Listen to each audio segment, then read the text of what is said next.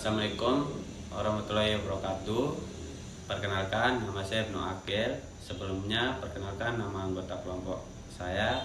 Yang pertama itu Lalu Genta, yang kedua Reni Umiatun, yang ketiga Putri Laras, yang keempat Sri Dewi Jayanti, yang kelima Rima Putri Utami. Kami akan mempresentasikan materi tentang pasar oligopoli. Pasar oligopoli. Pasar oligopoli adalah salah satu bentuk persaingan tidak sempurna, di mana hanya terdapat beberapa produsen atau penjual yang banyak pembeli di pasar. Materi tentang ciri-ciri pasar oligopoli. Yang pertama, produsen baru kesulitan masuk pasar. Produsen utama sudah memainkan harga produk sehingga produsen yang baru saja masuk akan sangat kesulitan untuk bersaing dengan harga produsen yang sudah ada. Jika dipaksakan, produsen baru akan mendapatkan keuntungan dengan sangat kecil. Yang kedua, promosi melalui iklan secara terus-menerus. Perusahaan dalam pasar oligopoli yang menghasilkan barang-barang dan jenis atau corak yang berbeda harus melakukan promosi untuk mengandalkan produknya pada pembeli. Tujuan promosi ini adalah untuk menarik pembeli baru dan mempertahankan pembeli lama.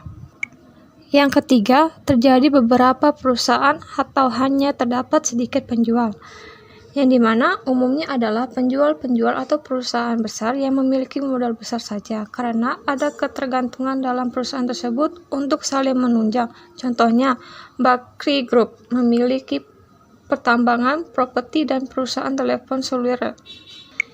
Yang keempat, hanya terdapat beberapa produsen yang menguasai konsumen di pasar. Biasanya jumlah produsen tidak sampai 10 perusahaan. Yang kelima, produsen utama sebagai acuan produsen lainnya, yang termasuk ke dalam kebijakan produsen utama yang harus diikuti produsen lainnya adalah penarikan produk lama dan digantikan oleh produk yang baru, termasuk juga pergantian fungsi, harga, dan rasa dari produk. Keenam, membutuhkan strategi pemasaran yang matang, karena produk yang dipasarkan homogen dengan jumlah produsen yang sedikit. Oleh sebab itu, promosi atau strategi marketing perlu dijalankan dengan baik, karena ini yang menentukan produk masih beredar atau malah tenggelam. Jenis-jenis pasar oligopoli. Yang pertama, pasar oligopoli murni. Jenis yang pertama adalah pasar murni atau homogen. Maksudnya adalah produk yang dipasarkan hanya satu macam, tetapi varian banyak, alias beragam.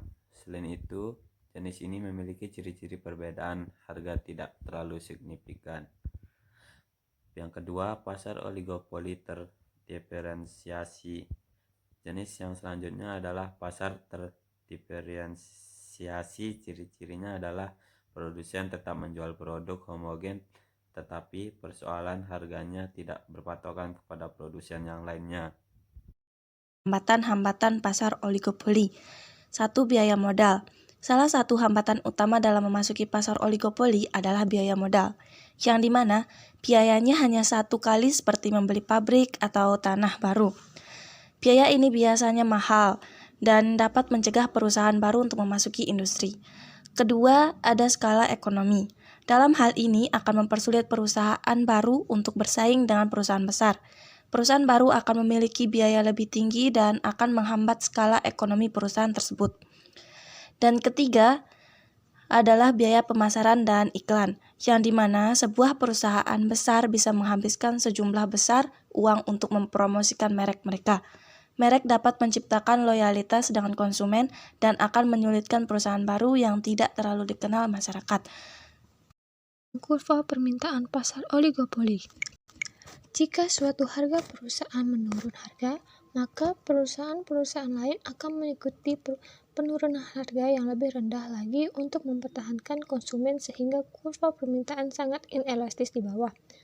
Sebaliknya, jika ada perusahaan yang menaikkan harga, perusahaan lain tidak akan mengikutinya. Kalaupun mengikuti, akan menaikkan harga sedikit saja, sehingga kurva permintaan berbentuk elastis di bagian atas. Kelebihan pasar oligopoli. Yang pertama, persaingan yang ketat menjadikan perusahaan sangat mengupayakan inovasi dan menjaga kualitasnya. Yang kedua, kegiatan produksinya menjadi lebih efektif. Yang ketiga, harga pokok lebih sesuai dengan keinginan konsumen, karena persaingan antar produsen yang ketat membuat masing-masing produsen tidak mau mematok harga terlalu tinggi. Yang keempat, meskipun tidak banyak, tetapi konsumen punya beberapa merek atau sesuai keinginannya. Sekian, Kekurangan pasar oligopoli. Pertama, cap up sulit untuk melakukan pemerataan pendapatan. Yang kedua, sering terjadi peran harga antar produsen. Yang ketiga, peluang munculnya eksploitasi yang berlebihan dalam kegiatan pasar menjadi lebih besar.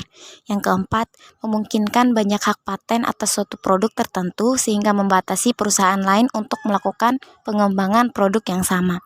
Sekian, wassalamualaikum warahmatullahi wabarakatuh.